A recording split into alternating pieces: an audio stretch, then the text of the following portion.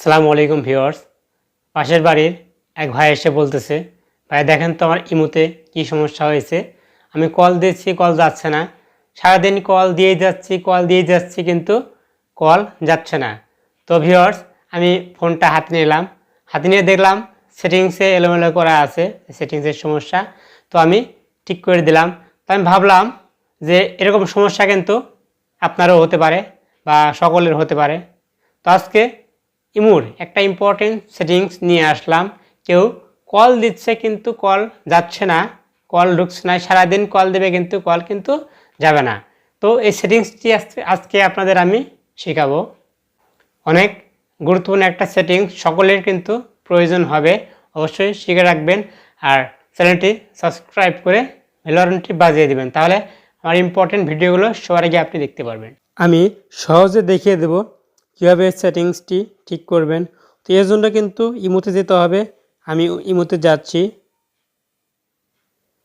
দেখুন, এখান থেকে প্রোফাইলের উপরে একটা ক্লিক করে দিবেন। তারপর এখান থেকে সিকিউরিটি অ্যান্ড প্রাইভেসি নামে একটা অপশন পাবেন, এখানে ক্লিক করবেন। ক্লিক করার পরে দেখুন নিচে কল নামে একটা সেটিংস আছে, এখানে কলের উপরে একটা ক্লিক করবেন। ক্লিক করার পরে দেখুন এখানে এভরিওয়ান করে রাখবেন। এখানে এভরিওয়ান করে রাখলে কিন্তু সকলেই কল দিতে পারবে, সকলের কাছ থেকে কিন্তু কল আসবে। এখানে যদি নোবডি করে রাখেন তাহলে কিন্তু কেউ ফোন দিলে ফোন ঢুকবে না, ফোন আসবে না। মাই কন্ট্যাক্ট করে রাখলে শুধুমাত্র যারা সেভ করা আছে, তাদের নম্বরগুলো আপনার ফোনে সেভ করা আছে, শুধু তারাই কল দিতে পারবে। আননোন কোনো পার্সন, আননোন কোনো নম্বর থেকে কিন্তু ফোন আসবে না।